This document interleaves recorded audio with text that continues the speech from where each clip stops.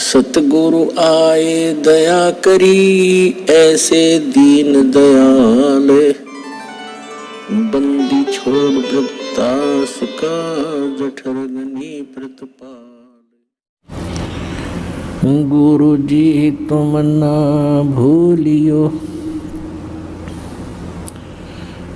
चाहे लाख लोग मिल जाएं, हमसे तुमको बहुत है, तुमसे हमको नहीं।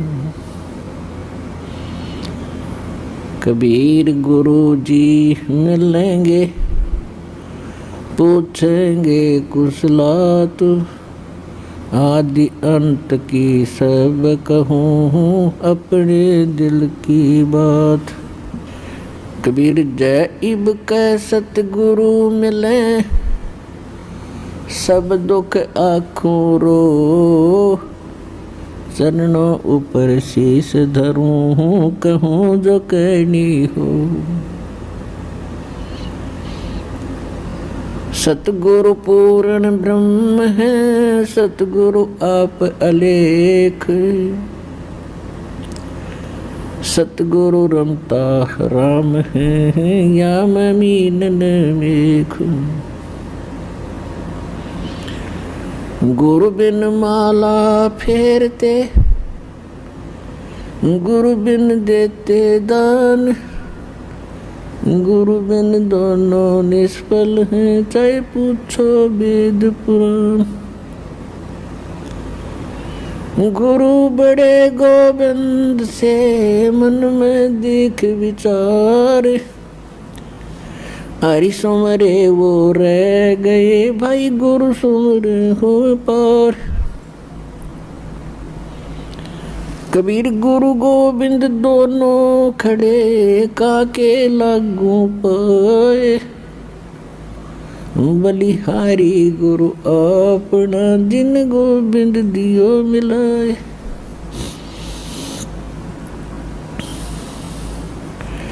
परम पिता परमात्मा पूर्ण ब्रह्म, सर्व सृष्टि रचनहार कबीर परमेश्वर जी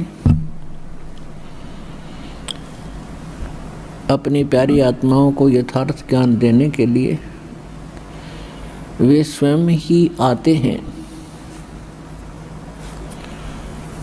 अपने सतलोक से चलकर आते हैं और वो गुरु की भूमिका निभाते हैं। क्योंकि यदि पृथ्वी पर गुरु होते तो परमात्मा को आने की आवश्यकता नहीं थी। पृथ्वी पर गुरु नहीं थे, ये लिटिल नॉलेज वाले गुरु थे, नीम हकीम थे। इन्होंने न तो अपने सदग्रंथों को समझा, इनके पास वो साधना भी नहीं थी जिससे ये कोई अनुभव ठीक कर सके परमात्मा के विषय में। इसलिए गुरु रूप में परमात्मा स्वयं ही आते हैं और वो अपनी महिमा भी बताने की चेष्टा करते हैं कि मैं परमात्मा हूँ, लेकिन वो हमारे गले नहीं उतरती, क्योंकि हमने जो ज्ञान सुना होता है वो अज्ञान होता है। हम परमात्मा को निराकार मान बैठे होते हैं और जिससे भी हम सुनते हैं या कोई उन ऋषि महर्षियों के अनुभव को हम पढ़ते थे तो सभी ने अंत में एक निष्कर्ष दे रखा था कि परमात्मा तो निराकार है, उसको देखा नहीं जा सकता, केवल परमात्मा का प्रकाश ही हम देख सकते हैं। तो विद्यार्थी की इतनी अकल नहीं होती, इतनी बुद्धि काम नहीं करती कि वो टीचर के व्याख्यान पर कुछ टिप्पणी कर सके। यानी श्रोता जो होते हैं वो जिनको गुरु मान बैठे हैं और उनके द्वारा दिए गए प्रवचनों पर वो अविश्वास कभी नहीं करते, ये स्वभाव होता है। और अविश्वास करने का उनके पास कोई पैमाना भी नहीं होता जिससे वो ये कह सकें कि नहीं गुरुजी आप ऐसे नहीं ऐसा। हमने पढ़ा है। तो जिस कारण से परमात्मा ने अपने आप को एक गुरु सतगुरु के रूप में ही अधिक पेश किया। यदि गुरु होते तो वो गुरु रूप में आए परमात्मा ही होते हैं। तो यहाँ परमात्मा इसलिए कह रहे हैं कि गुरु गोविंद दोनों खड़े और किसके लागू पाए, बलिहारी गुरु अपना जिन गोविंदियों मिलाए। यानी गुरु रूप में परमात्मा ही हो सकते हैं, और बाकी जो गुरु हैं वो तो अलग बात है। कोई मोटरसाइकिल चलाना सिखा देता उसका गुरु हो गया, कोई गाड़ी चलाना सिखा देता उसका गुरु हो गया, माताएं अपने बेटियों को रोटी पाना सिखा दी वह उनकी गुरु होगी। तो ये गुरु अलग हैं, और अध्यात्म जो गुरु है रियल में हमारा वो गुरु है। तो अध्यात्म ज्ञान यहाँ नहीं था, और जो सदग्रंथ थे उनको हमारे गुरु जो बने हुए थे या नकली वो समझ नहीं सके, इसलिए परमात्मा स्वयं आते हैं। और फिर वो कहते हैं कि गुरु गोविंद दोनों खड़े, अब किसके लागू पाए, बलिहारी गुरु अपना जिन गोविंदियों मिलाए। तो वो कहते हैं गुरु को, गोविंद को छोड़कर हम गुरु को ही महत्व देंगे। तो गुरु परमात्मा ही हो सकते हैं, बाकी गुरु सभी अपने अपने स्तर के हैं, वो उनका अलग काम है। और जो अध्यात्म मार्ग में ज्ञान दे रहे हैं वो गुरु हैं ही नहीं, वो तो नकली हैं सारे। क्योंकि परमात्मा जो ज्ञान देता है, परमात्मा ने ज्ञान दिया वेदों का, परमात्मा ने ज्ञान दिया गीता का, यानी गीता में जो ज्ञान है वो परमात्मा वाला ही है, जो परमेश्वर ने इस ब्रह्म के अंदर फीड किया था, और वो वेद जो के तो बाहर निकले थे। उसके बाद गीता जी के अंदर जो इसने ज्ञान दिया है ब्रह्म ने, ज्योत स्वरूपी निरंजन ने श्री कृष्ण जी में प्रवेश करके इस काल ने जो ज्ञान दिया, उसमें अधिकतर वेदों वाला ही ज्ञान है जो गॉड गिवन है, परमात्मा ने इसको दिया था। उसने कुछ अपनी अटकल इसमें साथ जोड़ी हैं, तो वो हमारे काम की नहीं है। बहुत सी ऐसी गीता जी के अंदर बहुत सा दो तरफा ज्ञान है, जो वेदों से मेल खाता है गीता का ज्ञान वो ओके है, श्रेष्ठ है, और 90% गीता का ज्ञान वेदों से मेल खाता है। तो कहने का भाव ये है कि जो गुरु हैं वो आज तक ना वेदों को समझ सके, ना गीता को समझ सके, हमारे जो धर्म गुरु थे, और न ही पवित्र इन पुराणों को समझ सके। तो इस कारण से परमात्मा स्वयं आते हैं और वो ही गुरु होते हैं, और जो गुरु हैं ही नहीं, नाम बेस से गुरु का उन्होंने रखा होगा, और हमने बेशक उनको गुरु मान रखा है, वो गुरु नहीं थे। तो यहाँ परमात्मा ही आकर हमें ज्ञान बता रहे हैं। सतगुरु के उपदेश का लाया एक विचारे, जय सतगुरु मिलते नहीं तो जाते नरक द्वार। नरक द्वार में दूत सब करते खिंचातान, उनसे कबू न छूटते फिर फिरते चारों खान। कबीर चार खानी में भरमते कबू न लगते पार, सो फेरा सब मिट गया मेरे सतगुरु के उपकार।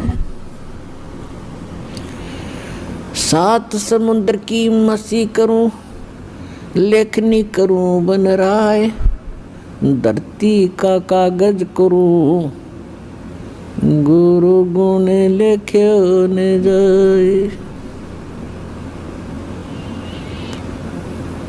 कबीर राम कृष्ण से कौन बड़ो, उन्हों भी गुरु कीन, तीन लोक के वे धनी, गुरु अग अधीन। परमात्मा ने अध्यात्म मार्ग के अंदर प्रथम जो कड़ी है वो गुरु बताया है,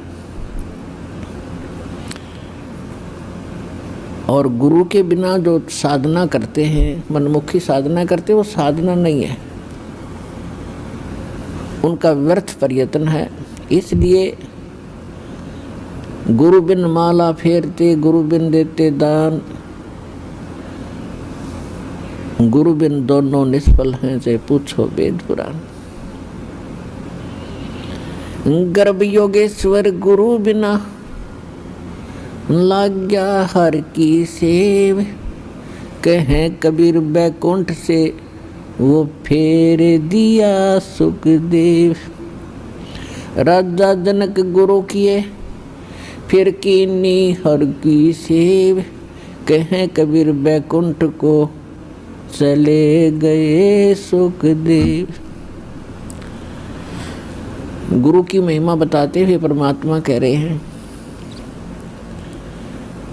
कि सुखदेव नाम के ऋषि को गर्भ में ही, माँ के गर्भ में ज्ञान हो गया था कि मनुष्य जीवन केवल परमात्मा प्राप्ति के लिए ही प्राप्त होता है, और हम बाहर आकर के अपने मूल उद्देश्य को भूलकर केवल सांसारिक जोड़ तोड़ में, इन कोठी बंगले के बनानों में ही अपना जीवन नष्ट करके और एक हारे हुए जुहारी की तरह हाथ मसलते हुए चले जाते हैं। जब हम ये संसार छोड़कर चलते हैं तब हमें सब पता लग जाता है कि हमसे भारी भूल हुई है। हमने वो काम तो किया ही नहीं जो मनुष्य जीवन का करना था। ये तो पक्षियों जैसे ही काम किए और उसी में सारा जीवन नष्ट करके और फूले फिरते रहे। फिर ये वहाँ जाके रोता है जीव धर्मराज के सामने खड़ा होकर के, जहाँ इसका न्याय किया जाता है, इसका हिसाब होता है। तब बहुत रोता है, बहुत पछताता है, इसको पश्चाताप करता है। फिर इसको सब बातें याद आती हैं कि जब तू मानव शरीर प्राप्त करके यहाँ से गया था, कितना शुक्र मनाया था भगवान का, और क्या क्या प्रॉमिस किया था, भगवान भक्ति गणी करूँगा और पेट गुजारा तो आपने ही देना है दाता। तो उस समय उसको याद आती हैं वो बातें। पौ फाटी पगरा भया, जागी जिया जून, सबका हो को देत है वो चोच समाना चून। सभी प्राणियों का, जितने भी ब्रह्मांडों के अंदर जितने प्राणी हैं, सबका वो परमात्मा पालन करता है और सभी की उसको चिंता है। क्योंकि माँ के गर्भ में जब ये बालक होता है उस समय ना माता सहाय कर सकती है, ना कोई पिता का सहयोग वहाँ काम कर सकता है। तो वहाँ पालन कौन करता आपका? वहाँ आपका सुरक्षा करने वाला कौन था? तो वहाँ भी उस परमेश्वर ने ही आपकी सुरक्षा की, आपका पोषण किया। ते जुगाड़ कुछ भी जोड़ा उसने, कोई तरीका बनाया, माँ की नाभि से आपकी नाभि जोड़ दी और आपका शरीर पुष्ट हुआ। और माँ के गर्भ में आप बहुत दुखी होते हो। ऊपर को पैर होते हैं, नीचे को सिर होता है, और बाहर आके आप भगवान भूल जाते हो। कबीर साहब कहते हैं, दुख में सुमरण सब करे, सुख मुकर ना कोई, जय सुख में सुमरण कर, तो दुख कहे को होए। परमात्मा याद दिलाते हैं कि जब तुम पर आपत्ति आ जाती है तब तो भगवान दिखाई देता है, और जब तक तुम्हारे पूर्व जन्म के संस्कार ठीक होते हैं, आपके पुण्य चलते हैं और आप अपने आप को सुखी महसूस करते हैं। वैसे तो यहाँ सुख है नहीं, हम झूठे सुख को ही सुख मान बैठे। कबीर साहब कहते हैं, झूठे सुख को सुख कहे ये मान रहा मनमोद, यो सकल च बिना काल का कुछ मुख में कुछ गोद। फिर भी जब तक हम सुखी महसूस करते हैं तो भगवान से कोसों दूर रहते हैं। और भगवान की पूजा कैसी करते हैं? महीने 2 महीने 6 महीने में कभी इष्ट धाम पर मत्था टेक आए, शुक्रवार मंगलवार को प्रसाद बांट दिया, किसी दिन व्रत रख लिया। और अधिक लोग वर्तमान में तो नास्तिक ही हो चुके हैं, क्योंकि समय पर टूक मिल रहा है, अच्छी व्यवस्था होगी है, शिक्षा होगी है, अच्छी पोस्ट होगी हैं, खूब परमात्मा ने बुद्धि दे दी, अपने बच्चों को इन्होंने ट्यूबवेल लगा लिए हैं, नहरें अच्छी बना ली हैं, बढ़िया आहार समय पर मिलने लगा। अब भगवान से कोसों दूर हो गए